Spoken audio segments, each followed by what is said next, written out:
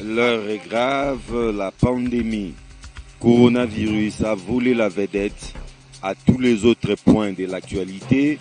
L'heure n'est-elle pas venue de faire une sorte d'union sacrée, d'éteindre nos divergences en vue de faire face à ces fléaux qui n'épargnent personne en tout cas. Messieurs et dames, bienvenue à tous et à toutes dans cette nouvelle édition des Enjeux.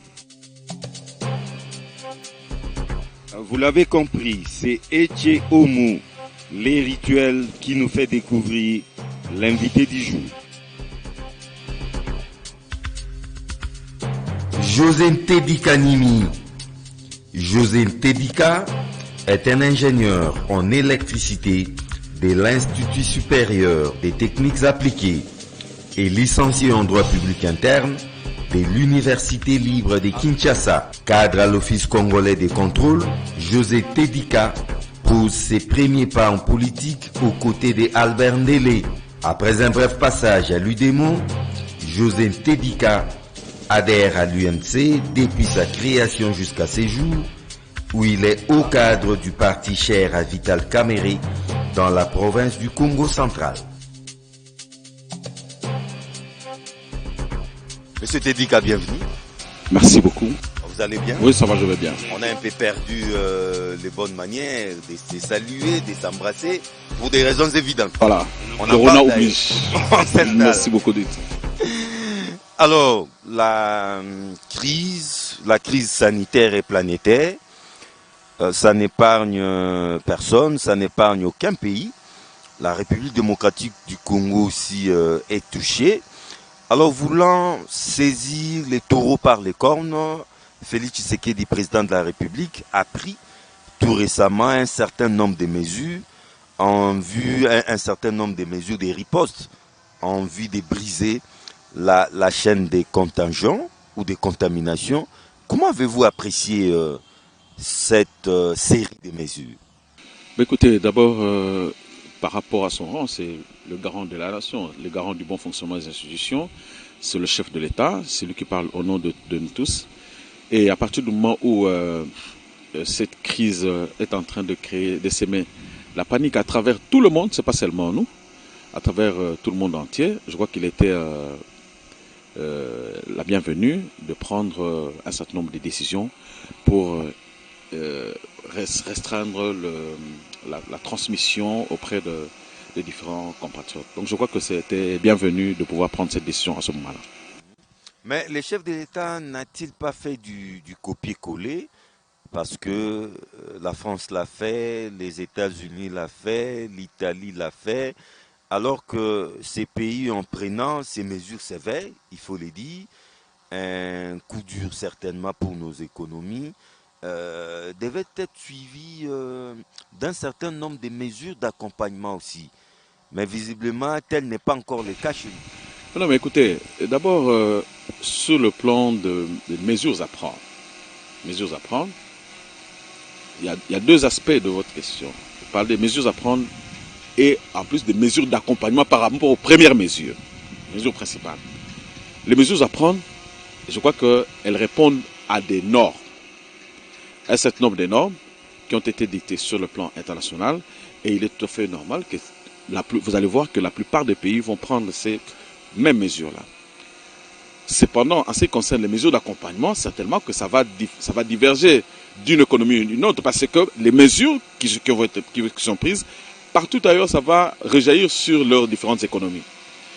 À notre niveau, c'est vrai que nous avons des économies tout à fait précaires et donc il faut reconnaître quand même que ça va créer beaucoup plus de secousses en ce qui concerne nos économies que les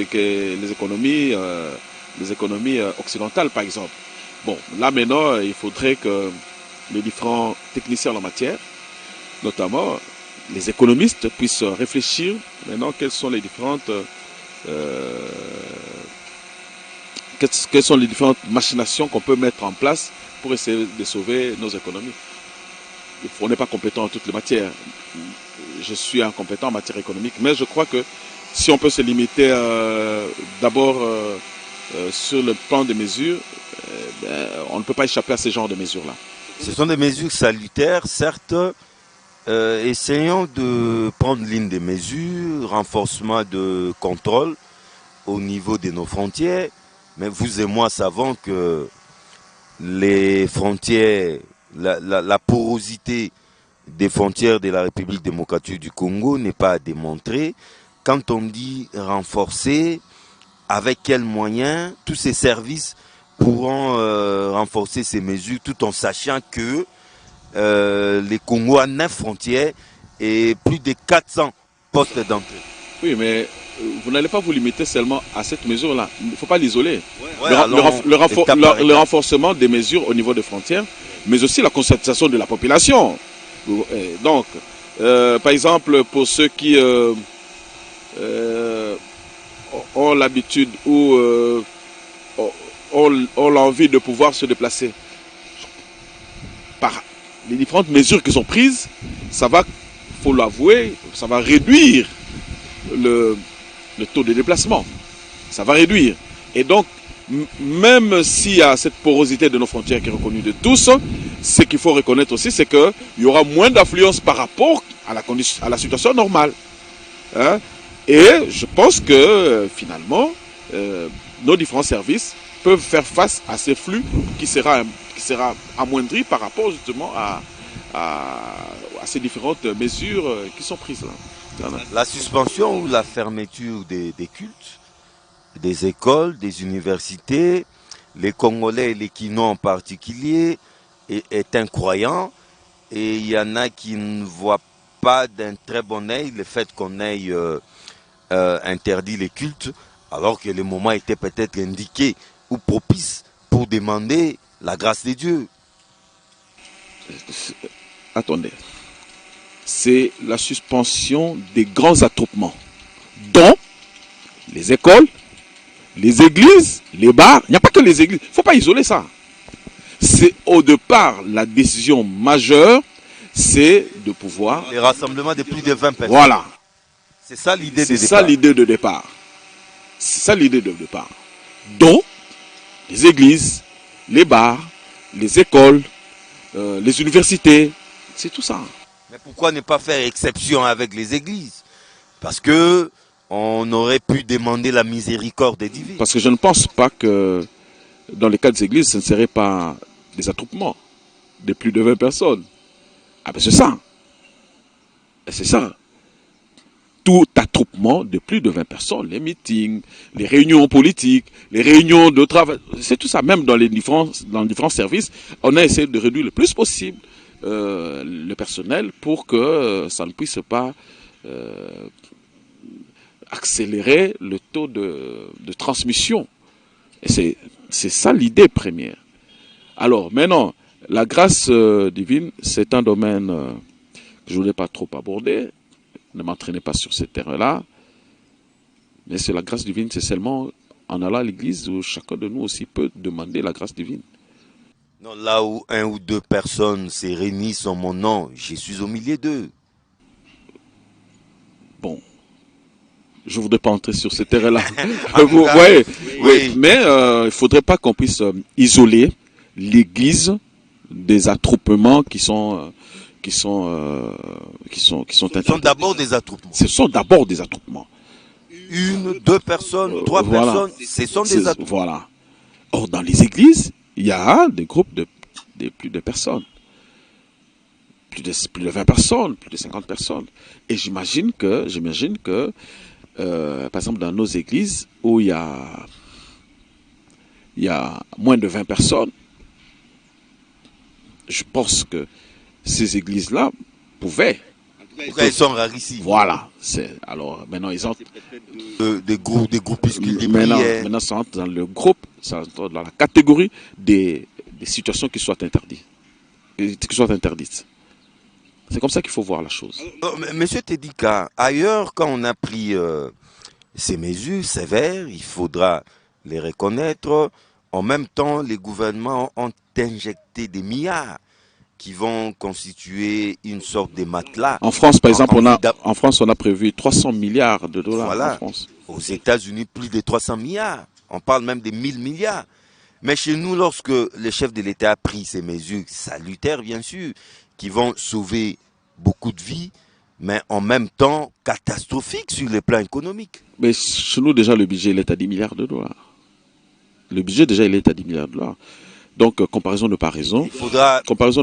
Inévitablement les revoir à la baisse. Comparaison de pas raison, ce qui est sûr, c'est que notre économie va devoir connaître des secousses, j'imagine. J'imagine qu'elle puisse avoir des secousses.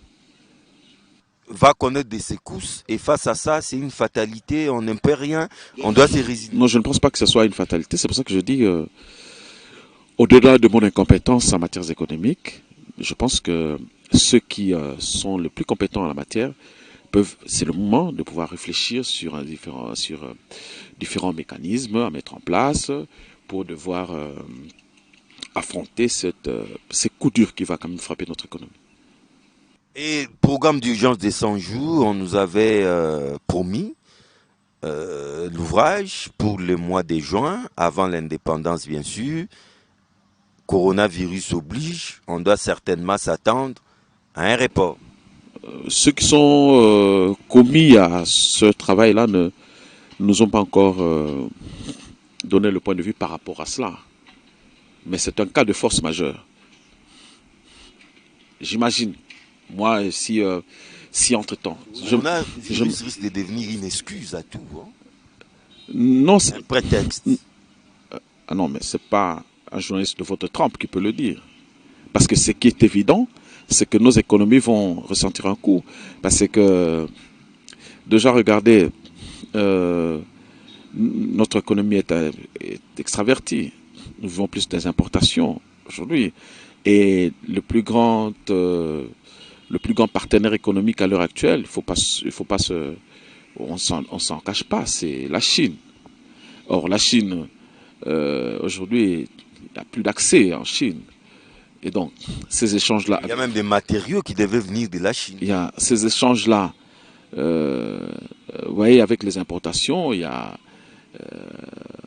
les douanes qui vivent de ces importations.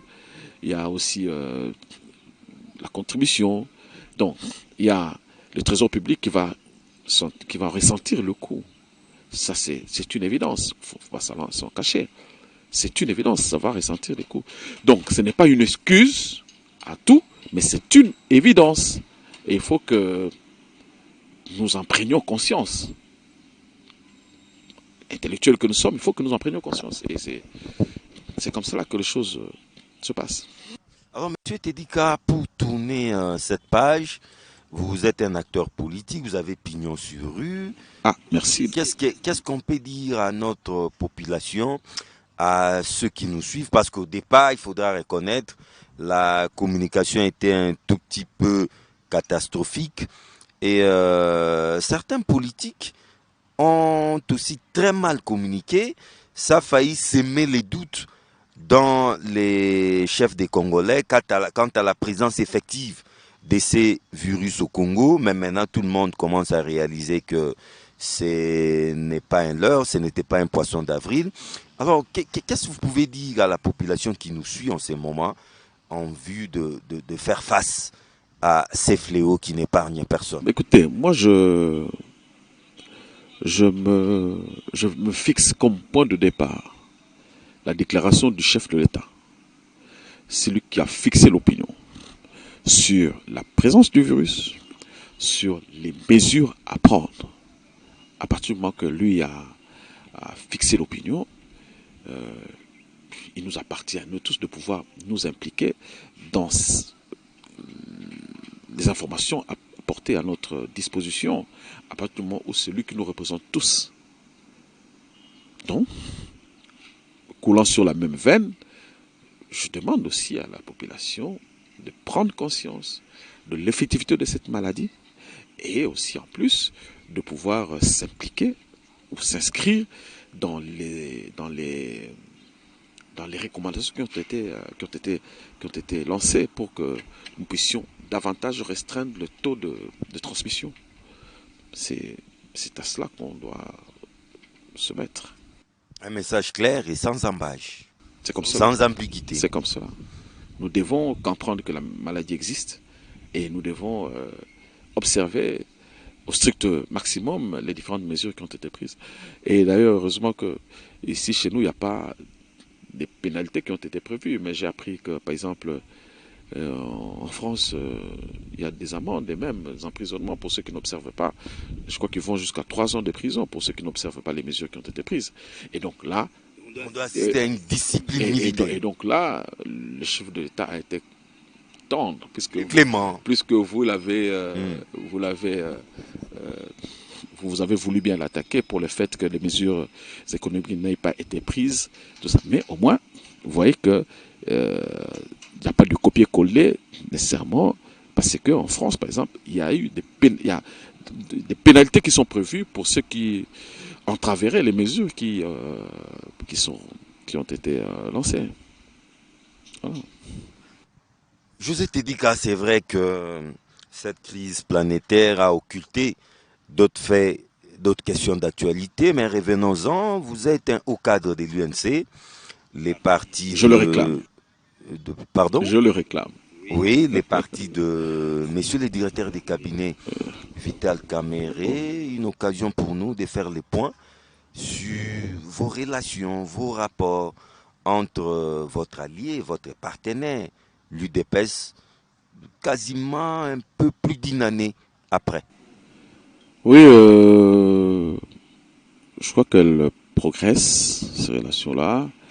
On peut ressentir quelques petites secousses, mais l'essentiel pour les grands leaders qui représentent notre plateforme, c'est de savoir naviguer entre les intérêts rivaux.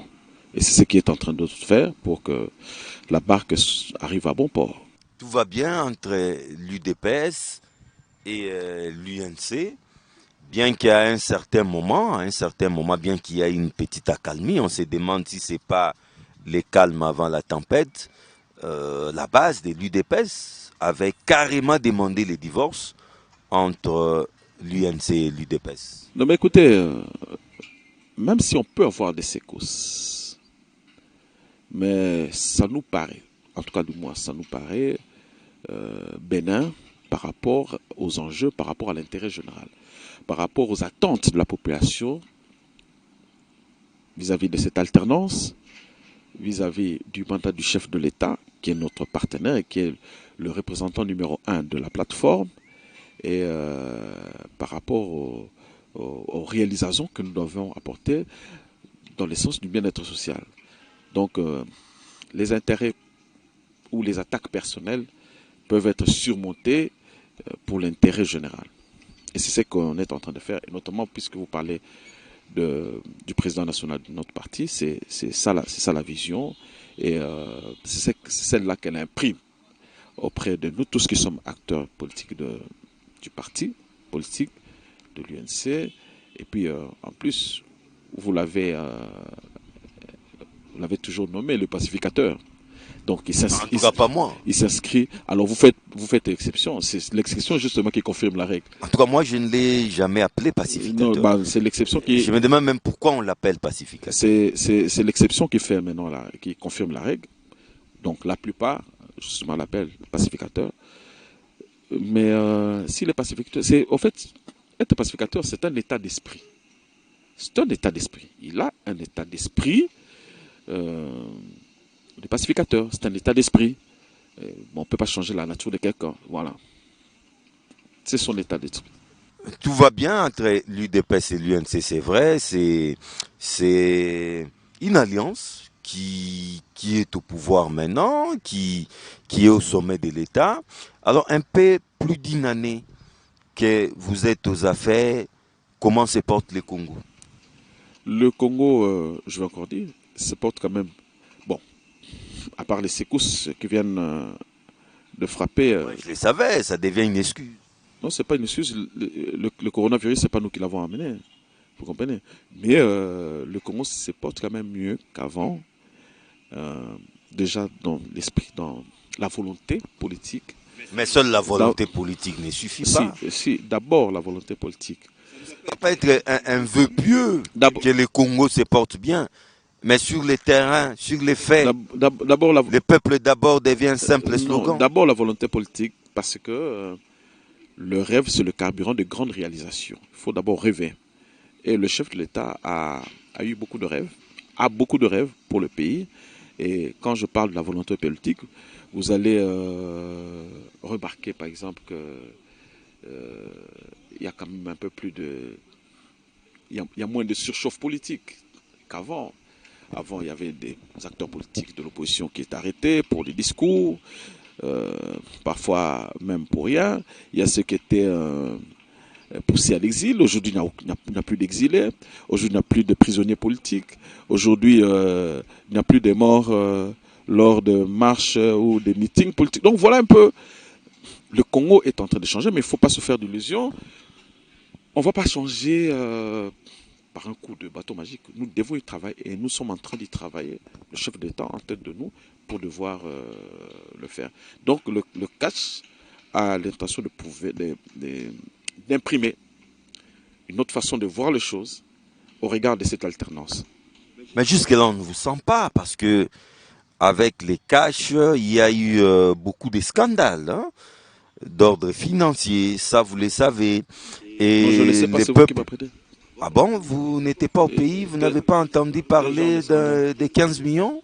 Ça c'est des gens qui ont voulu exacerber les choses. Ah bon, vous n'avez pas entendu parler d'un 6 millions?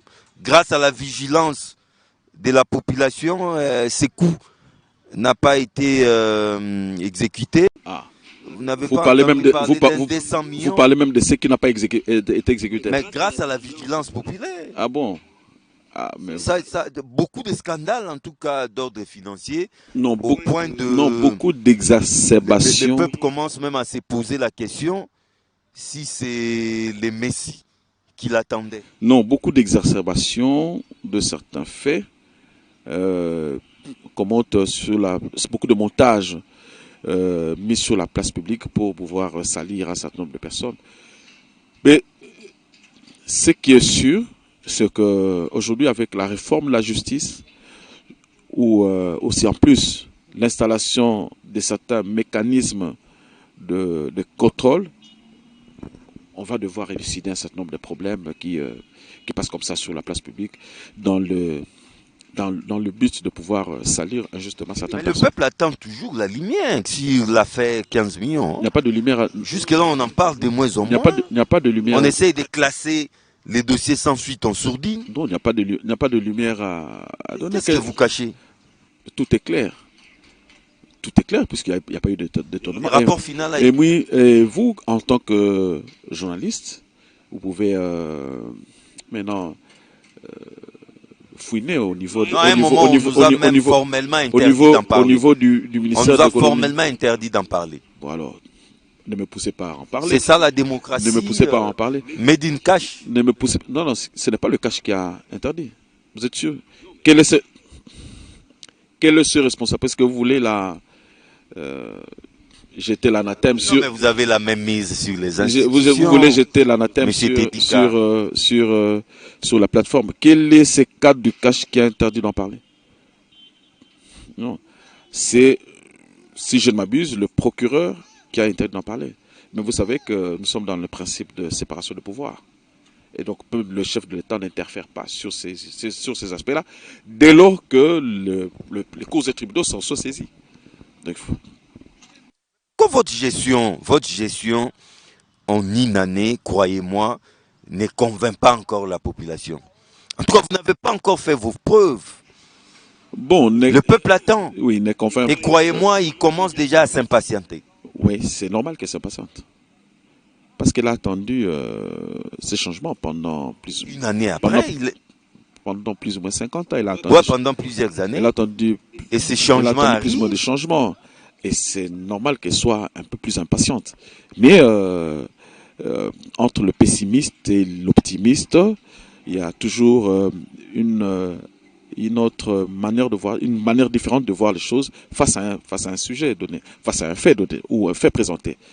Et il y a ceux qui ressentent la même chose. Si le peuple Il y a n'est ceux, pas il y a ceux- il y a ceux- pessimiste, il y a ceux qui au moins ressentent, il est sceptique. il y a ceux qui ressentent ces changements-là. Mais écoutez, le pauvre peuple, c'est parfois des choses qu'on met dans sa tête. Vous voulez dire qu'il est manipulé. C'est des choses qu'on met dans sa tête. Vous voyez? Mais Au point d'être éternellement manipulé. si je vous prends par exemple les enseignants,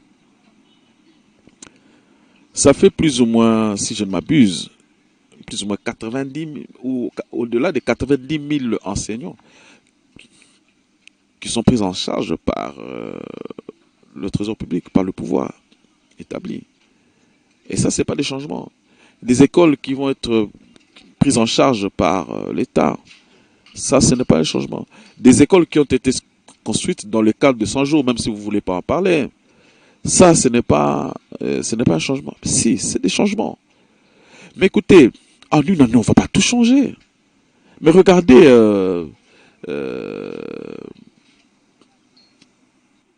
après la Deuxième Guerre mondiale, l'Europe est sortie totalement détruite, des pays comme l'Allemagne, totalement détruite. Mais ce n'est pas en 1946 que ça s'est reconstruit. Ça a pris plus ou moins 15 ans, plus ou moins. Et en plus que... Avec le plan Marshall. En plus que, c'est là où je voudrais arriver, en plus qu'ils ont eu un fort soutien des institutions, notamment avec le plan Marshall. Il y a eu tout un plan qui avait été mis en place pour relancer... Sauver l'Europe. Pour relancer ces économies-là. Ce qui n'est pas encore notre cas. Et donc, nous essayons de faire avec les moyens disponibles. Et il faudrait que des journalistes comme vous, d'autres intellectuels, puissent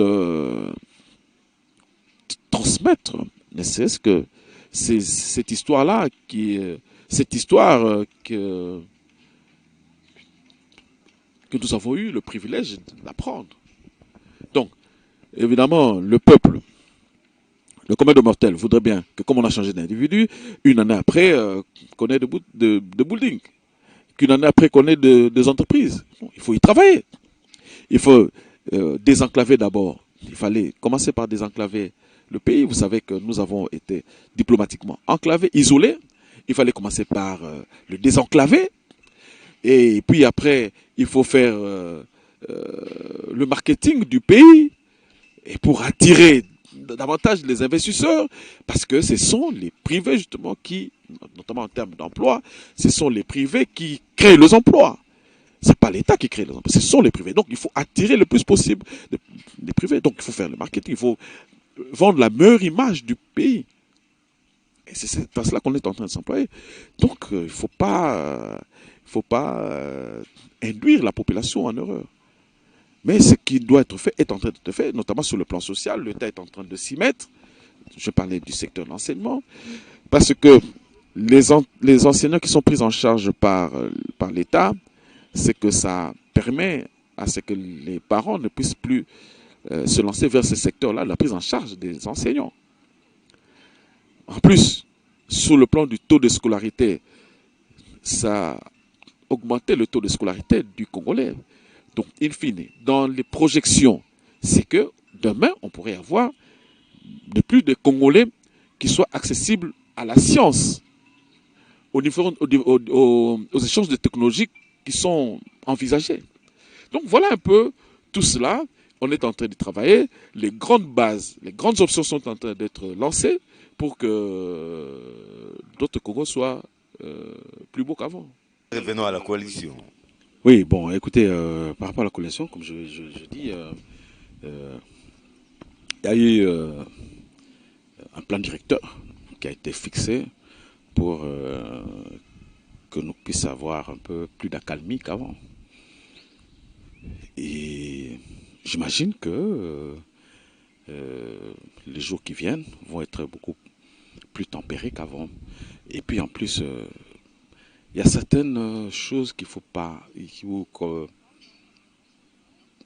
qui sont prévisibles, parce que ça fait partie justement de certains intégristes, de certains extrémistes qu'on peut avoir de tous bords. Chez nous, on les a.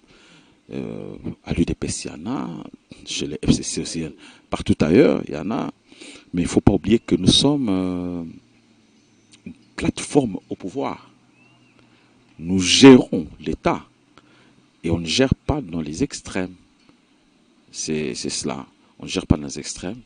Et les deux chefs, avec leurs partenaires, ils ont essayé de... Non, mais en tout cas, c'est pas la première rencontre entre les deux partenaires. Qu'est-ce qui vous fait croire que cette fois-ci, ils ont enterré définitivement la hache des guerres et que les lieutenants ne vont plus s'entrer dedans? Non, il y aura toujours des rencontres. Il y aura toujours des rencontres parce que ce que je peux comprendre, c'est que si hache de guerre il y a eu, ou qu'on a enterré, c'est pas entre les deux grands partenaires. C'est plus à travers les lieutenants, ceux que j'ai cités, les intégristes de part et d'autre, les extrémistes de part et d'autre. C'est eux qui soit ne supportent pas que nous puissions constituer cette alliance, soit qu'ils veulent protéger un certain nombre d'intérêts personnels. Mais la sommation des intérêts personnels n'a jamais fait l'intérêt général. Quand chacun veut tirer la couverture de son côté, mais ça entame sur les structures établies. Ouais, donc c'est pour cela qu'il a bien fallu qu'on puisse tirer la sonnette. Et vous allez voir que,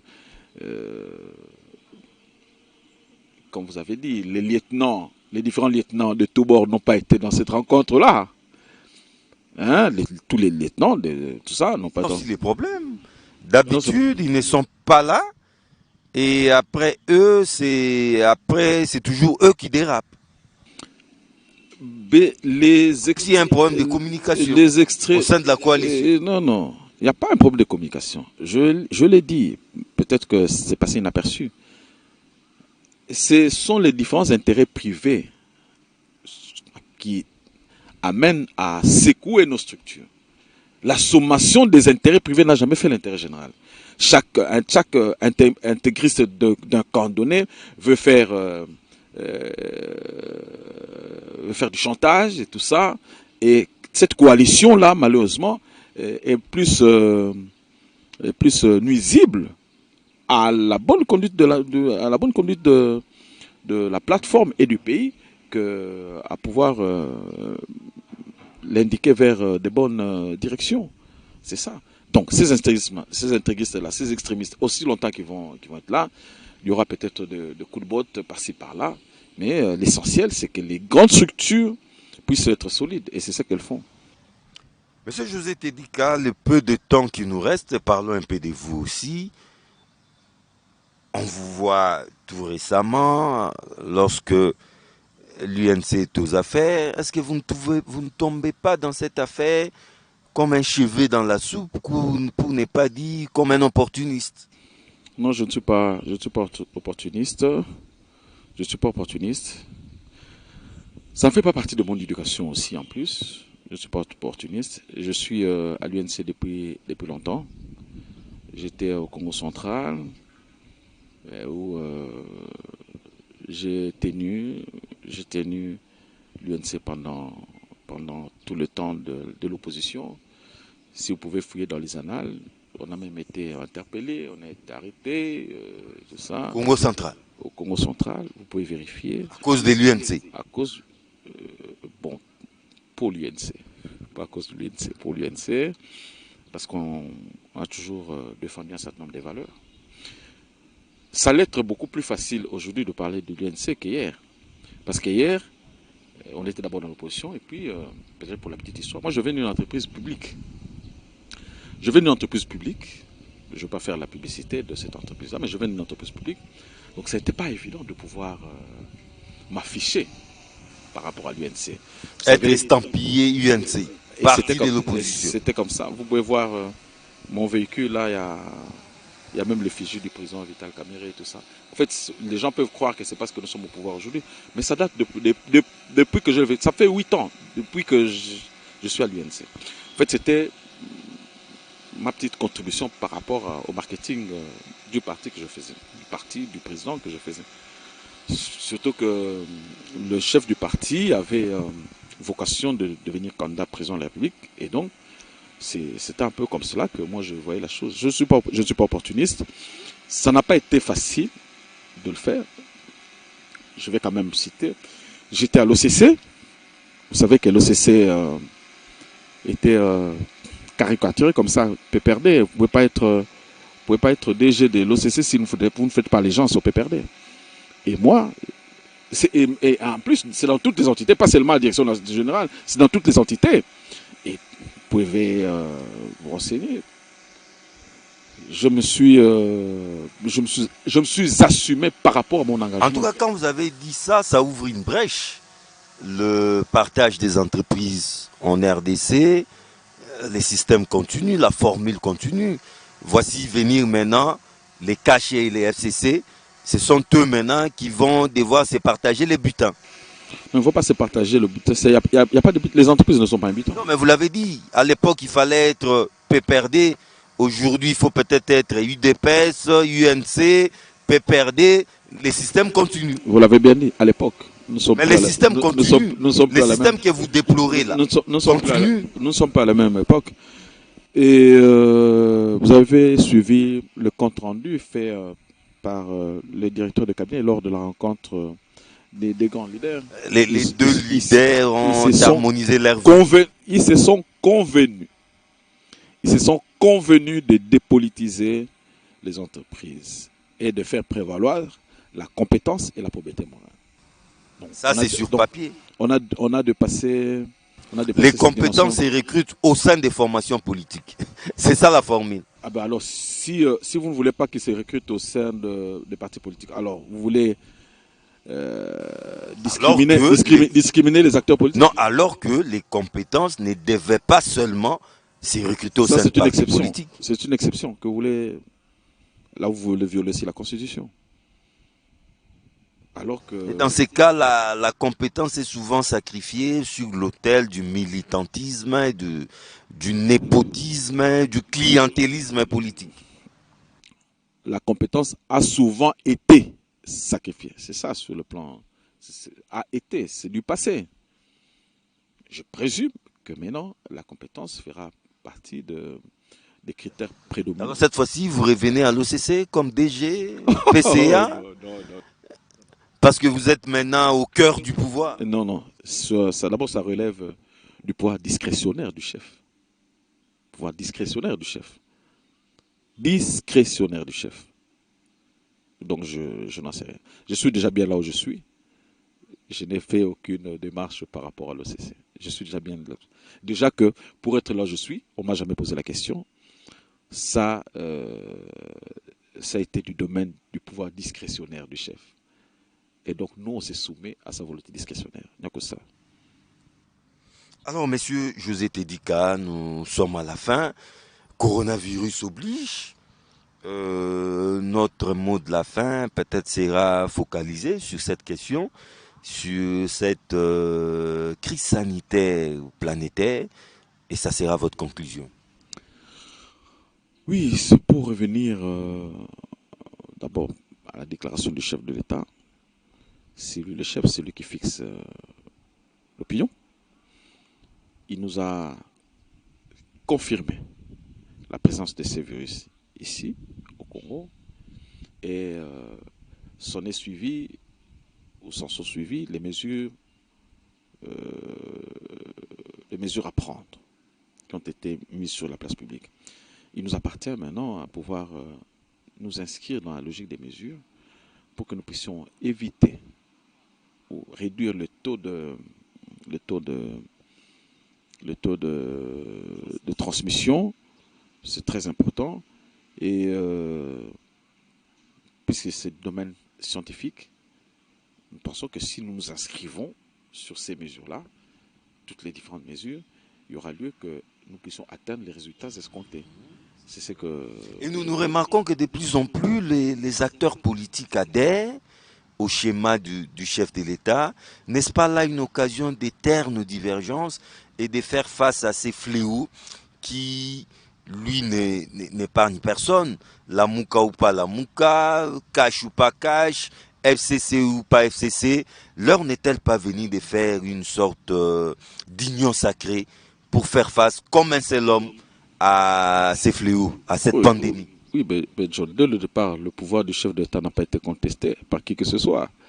Il a toujours été accepté par toutes les parties auxquelles vous faites allusion. Mais maintenant, par rapport à ça, je crois que c'est une matière qui ne clive pas. Ça ne demande pas de clivage. Les matières sanitaires, Ne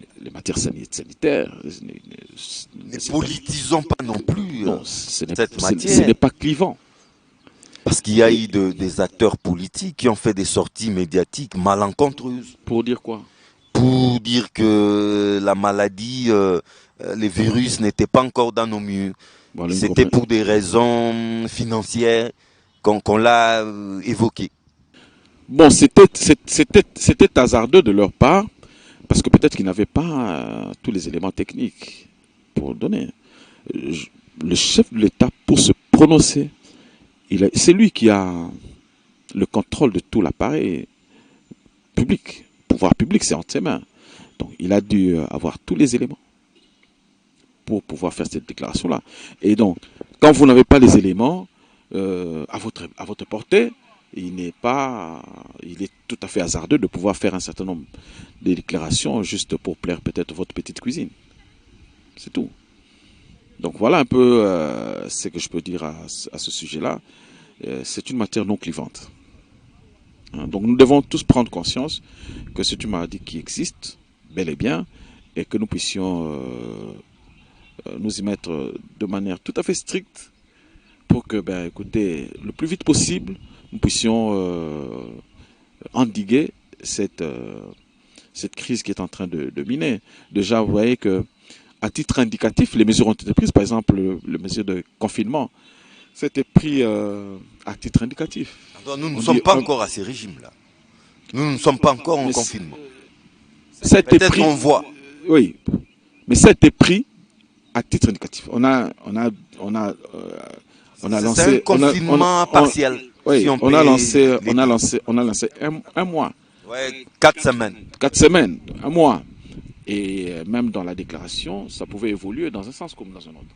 Et qui sait, peut-être qu'une semaine après, on pourra se dire, écoutez, on a fait des exploits. Parce qu'il y a déjà des bonnes nouvelles. Nous apprenons que tout patient contaminé est sur les points de quitter son lit de l'hôpital parce qu'il serait guéri.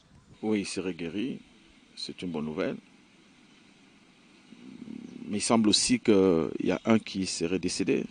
Malheureusement. Peut-être fort dommage. Oui, peut-être que c'est aussi profiter de votre chaîne pour présenter des condoléances parce qu'il s'agit d'un citoyen congolais. Donc voilà un peu.